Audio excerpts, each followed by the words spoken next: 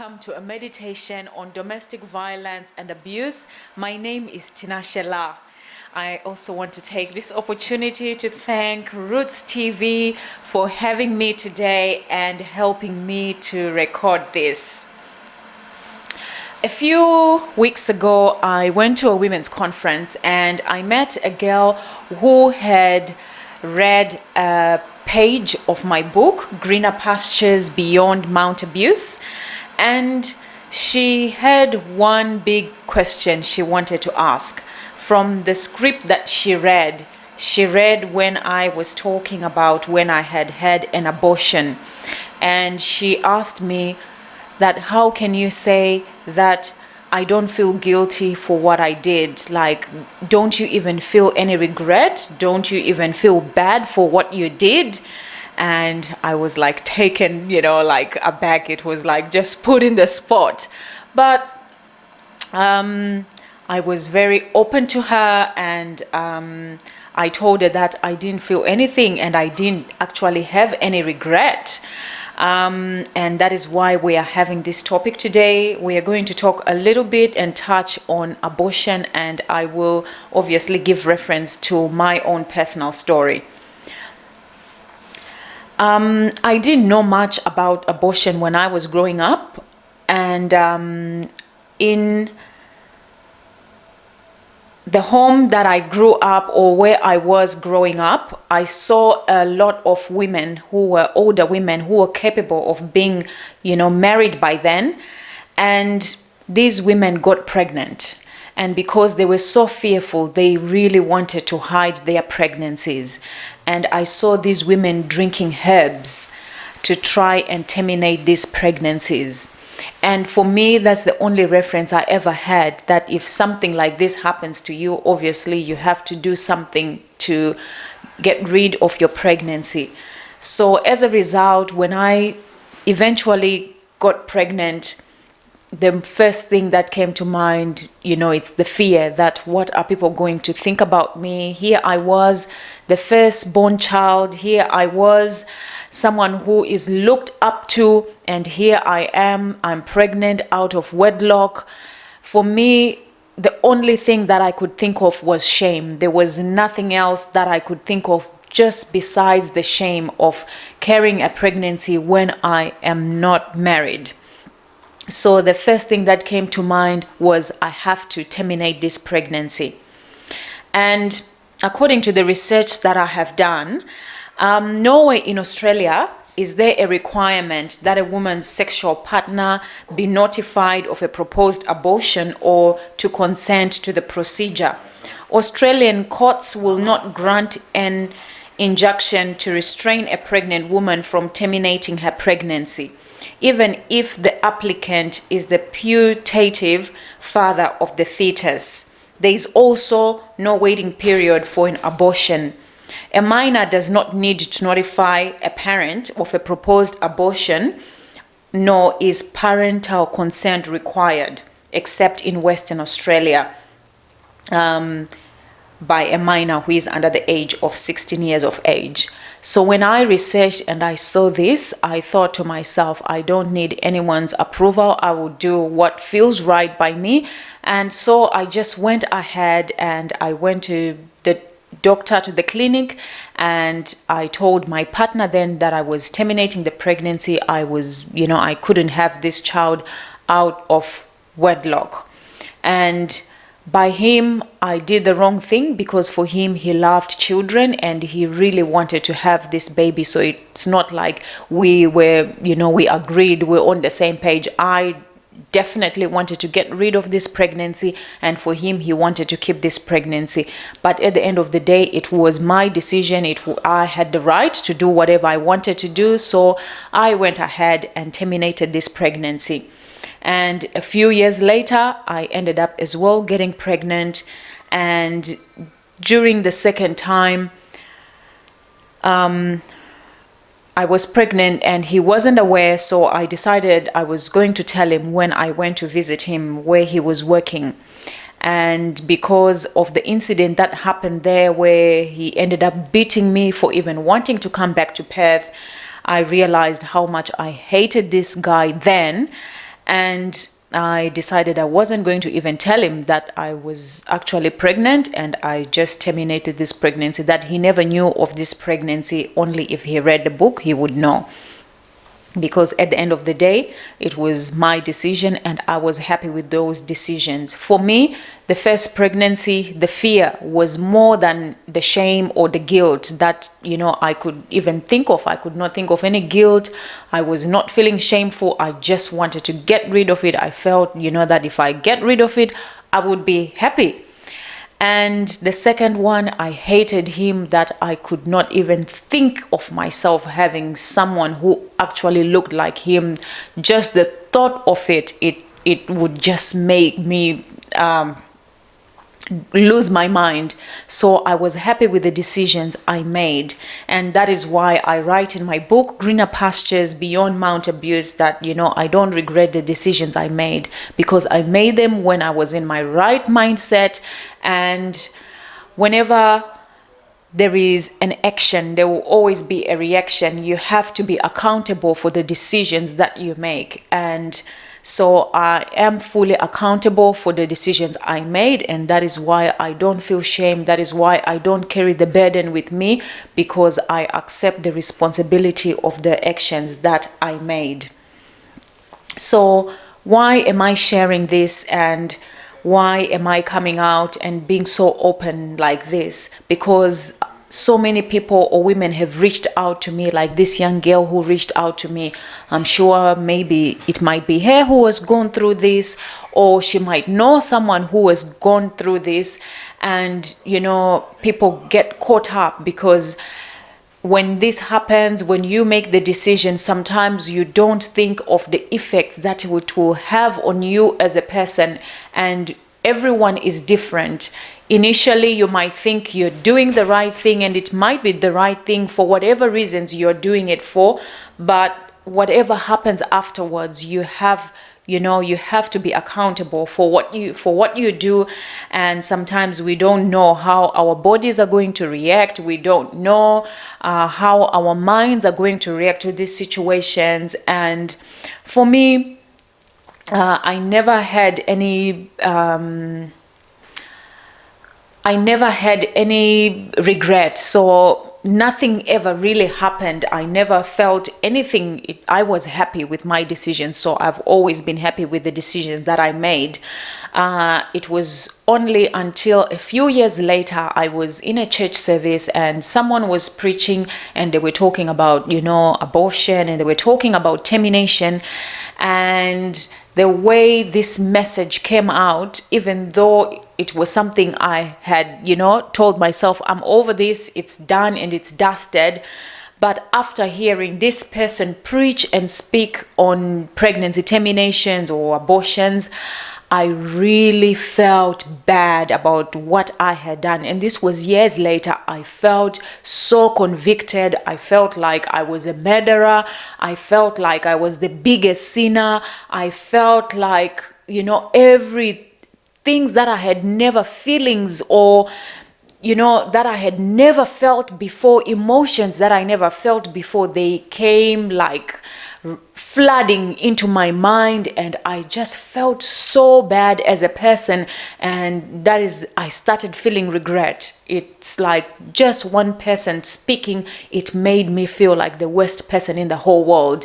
And I remember, going home and just crying and thinking to myself, what did you do? Look at how, much of a horrible person you are. And I was just putting myself down, and it was a horrible feeling. It was really, really horrible. And I, just started crying out, to God. And I'm like, look, I did this. I'm so sorry. Can you forgive me? I just felt so bad.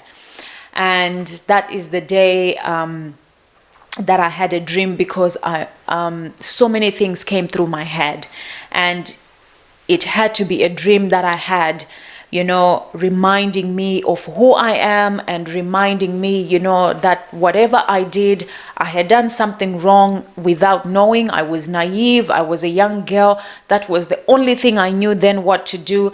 And that, I had been forgiven and I had to move on with my life. So it reminded me after this incident that I had, that sometimes we go and we seek counseling from different people, and sometimes people will speak depending, on what knowledge they have, and some people will say things without grace. They will just say things to condemn you. They will say things even when they don't even understand your situation or what you're going through or what you were going through. They don't even put themselves in your shoes, that in this situation at this particular time, what you were going through, was there any other way? Because for me, if you had asked me, was there any other way? Could I do anything else? For me, this was it. I just wanted the pregnancy. I just wanted, the pregnancy off. Anything else could come, but not the pregnancy. So someone would just speak based on what they think or what they've been taught, and they will never put themselves in someone else's shoes. So that was something that I learned through this, that yes, you will find people who will condemn you. You will find people who will not understand your circumstance. You will find people who will just speak on the little knowledge that they have, but you don't have to take what they say personal. Yes, it might hurt you during that time, but you should not take things personal, because if you are happy with the decision that you make, you should stand by those decisions. So coming from then, now with the knowledge that I have, could I do better? Could I have made, a different decision? Absolutely. When I look at myself now, and when I look at, the knowledge that I've acquired, over the years, and what I know now, there are so many things I could have done different. And first and foremost, what I could have done different was to use contraception. It is something that I never, heard, or it is something that was never really put into my mind, or something that I never grew up thinking, oh, this is something you need to do. All I had when I was growing up is that just no sex before marriage, and that is it. So anything to do with contraception, it was never part of any conversation when I was growing up. And that is why it is something that I was so ignorant about, and it is something that I was, I can say that I was so naive to just think you can do whatever you want, you can be intimate, and you won't get pregnant. And I remember that initially, in the beginning of this relationship, we used condoms. And I remember one particular day very well. We were in the middle of being intimate, and I remember this condom coming out or getting off, and it got stuck into my body. And I freaked out. I was like, my God, what am I going to do if I go to the doctors and if I go to the hospital and they ask me why I'm there? What am I going to say? And how am I even going to, open myself up for them to take this thing out of me? And since that day, it's something that I was so ignorant about. I was like, no, I don't want to use them because they will get stuck, in my body. And then I went onto the pill, and I thought, okay, let me be on the pill. And because I just being young and naive, I never took these tablets at the right time, and I missed a couple of days, and that's how I ended up having these pregnancies, because I was just ignorant and naive, and I did not take my life seriously. So I just want to even encourage the young youth who are out there, who think, oh, I'm invincible, nothing will happen to me, I've got my life together, I can do whatever I want. Unwanted pregnancies can occur if you do not use contraception. And if you are not, if you can't even buy yourself an underwear as a young person, if you can't even take care of yourself, you can't even put roof over your head, these are the things you should be thinking of when you're going out or when you're dating or when you're having intimacy. That if you can't take care of yourself, how are you going to be able to take care even of a child yourself? Because if you're still a child, how can a child take care of a child? So I just want to encourage the young adults out there that yes, you might be, it is something that you might think of, that what, I will not have sex before marriage, I will do what, you try to do the right thing. But like me, you get into a situation where sometimes you might even be forced to get into intimate relationships, and if there's no contraception, the next thing is definitely you will be pregnant and you will be carrying an unwanted child. So going on from there, talking about contraception, there are so many different types of contraceptions, and with all these contraceptions, there are so many effects. There are positive and there are negative effects of using them, because all our bodies are different and our bodies react differently to many different things. So it is good that when you want to get intimate, you do your research, go to your doctor, see a doctor, internet. I mean, there is so much information nowadays that ignorance is just not an excuse. Using the excuse that, oh, I didn't know, it's not good enough nowadays, because the information is out there. As a young person, or even older people, if you are going to get into an intimate relationship, you better be aware that if you're not using any contraception, you are going to get pregnant, and you need to protect yourself. So as I was talking, I was saying that, growing up, I try to keep myself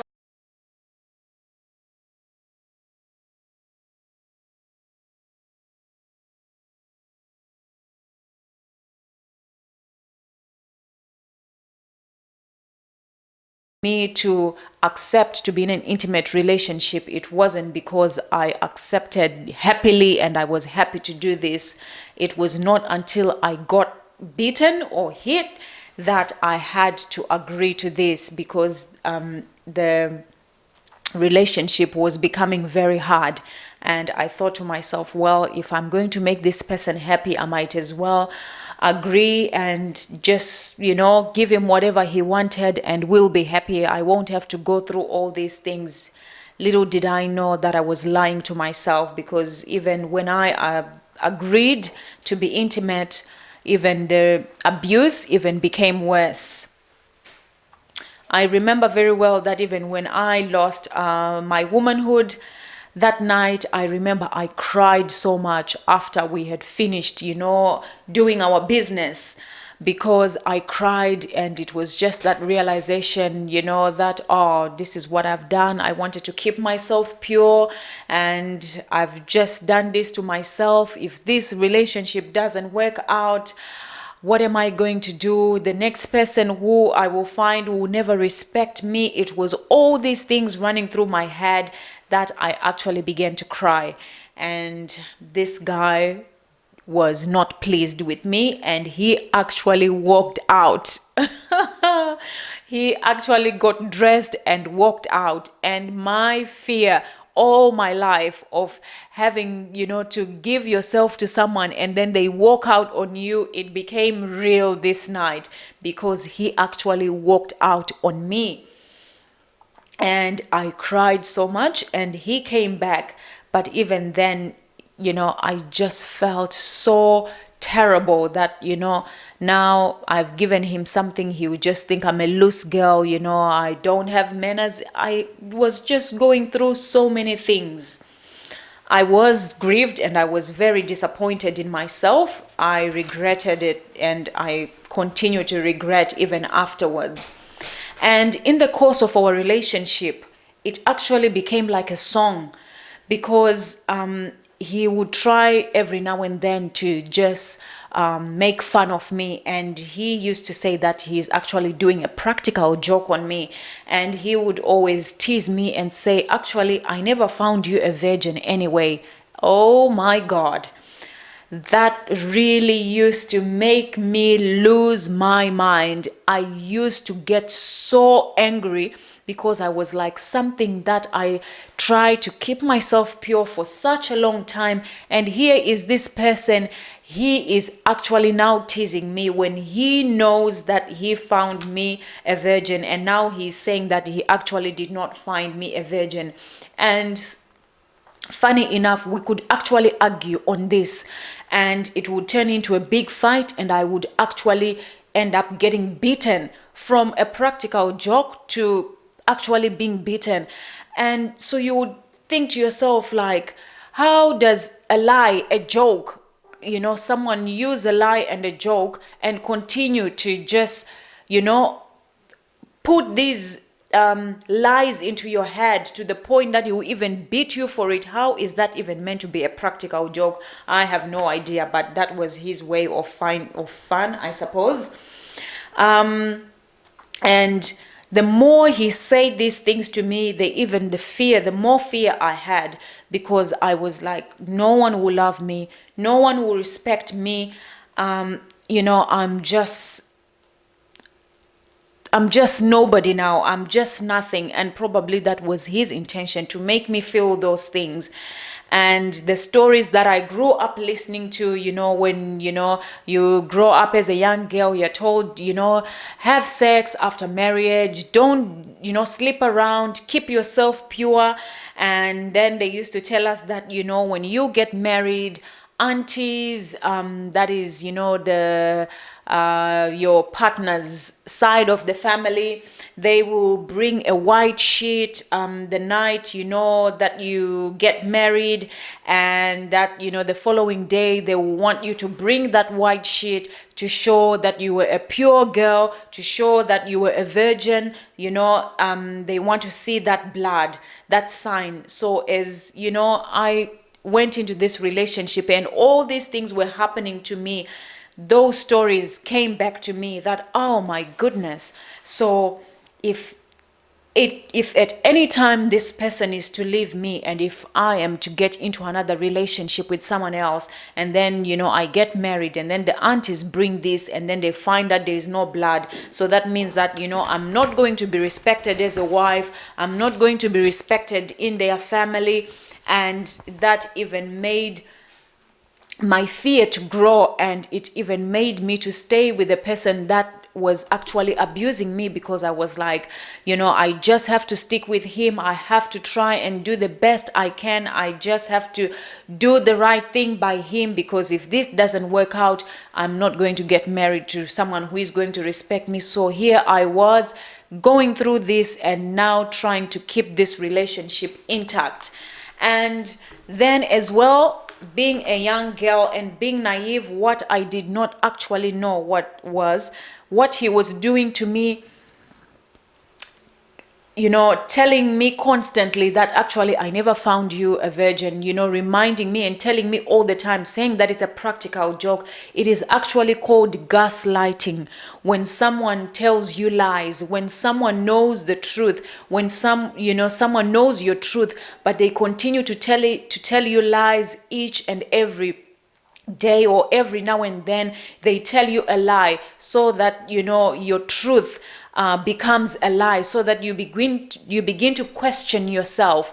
Even though I never questioned myself, because I knew that I was a virgin when I met him, but it was that constant, him constantly gaslighting my truth, always trying to make me think that, oh, actually no, I wasn't, or I was sleeping around and all that. Because in the course of our relationship, he constantly accused me of cheating. And there are so many women or so many girls who are out there who are going through the same thing that I went through. You're gaslighted, that someone will tell you, that they didn't find you a virgin, when in actual fact, they know that they found you a virgin.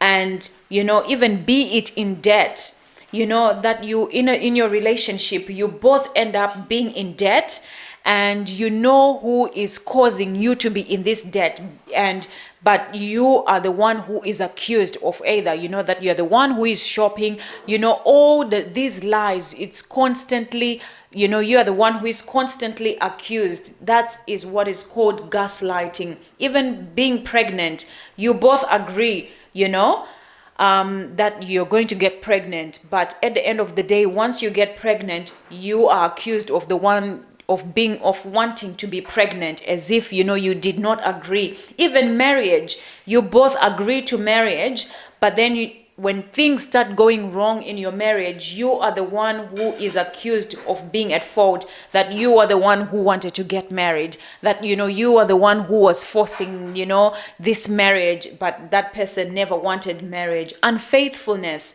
you both know that especially, like, if I give my example of myself, we both knew that I was not cheating, and he knew, because always I was around him. It was either I was with him at work, or I was at school, or I was at church.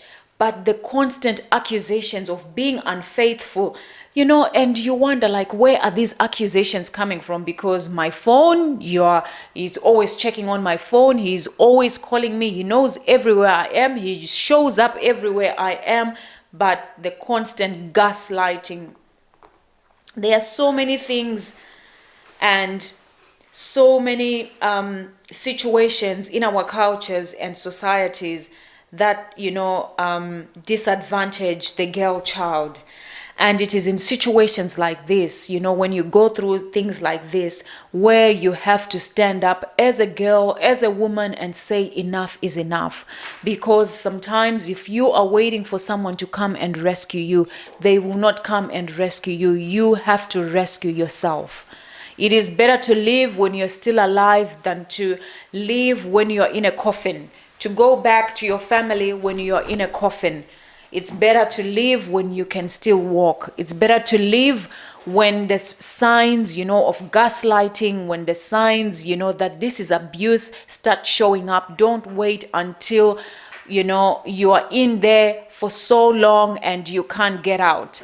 Because even when I was doing my course for domestic violence initially, we talked about why it is so difficult for people who are in a relationship, especially the women, to leave these relationships. And we also found out that it is because of intimacy. People don't realize that intimacy is actually a very powerful thing. Intimacy is very strong, that, it is hard. That bond that people form, it is hard to just break away from it, even though you know that, you're being abused, even though you're being mistreated. But that bond that you share, because I remember very well, when I was still in this relationship, that every time we fought or every time I called the police, soon afterwards, he wanted to be intimate with me. And I'm like, how can you even try to think of being intimate when I'm in tears, when I'm hurt, when you have just, hit me, when, I'm in pain? How does one think, it's going to be nice to be intimate? For me, I wasn't ready. I wasn't, in that mood to be intimate. And when this happens, that is actually called rape. These are some of the things that you don't even know. You just think, let me just give in. And I remember very well, one time I had called the police, and the police had come and they had left. And then he tried to be intimate with me. And then he said to me, whilst because I wasn't ready, I was not in the mood, it was actually painful. And he said, now you can call the police again and tell them that I'm raping you. So this is someone who actually knows what they are doing is not right. And they even go to this, extent of even trying to be intimate with you. And it's not even intimacy. This is someone who is actually raping you.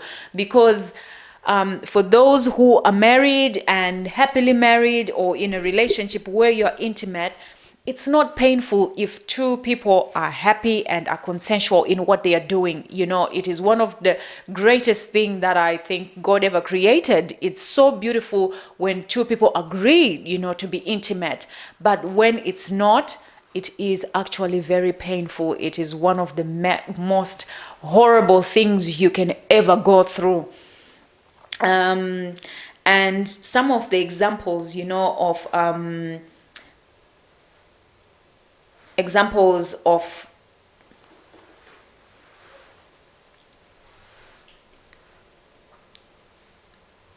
Okay. Yes. Some of the examples that people did not consent to sexual activity. I have like 3 examples here. I've been going out with this guy for a few months.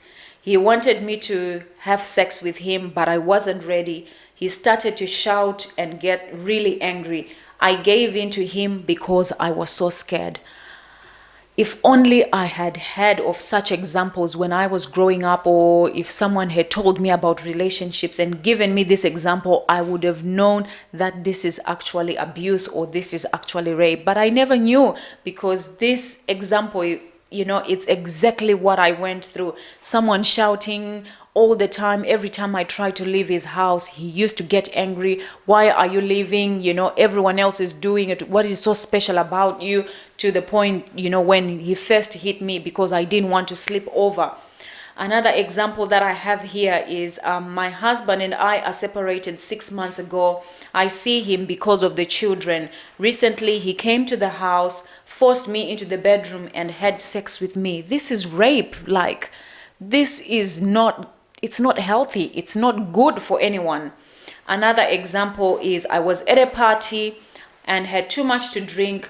I fell asleep on a spare bed. I woke up with someone I didn't know having sex with me. This is all rape. But these are things that especially for me growing up, I never heard of these things. There was no talk of relationships. All you had was everyone wanting someone to get married. People talk about the big wedding. People talk about dowry, how much you're worth. Even as a young girl, people say, oh, you girl, you're so beautiful. You are worth, so and so amount of cows. But people actually never talk about what is a good relationship. How should a girl be treated? How should a boy be treated? What is a healthy relationship? What is an unhealthy relationship? And the examples that I've just given, these are examples that, we should be told. We should be,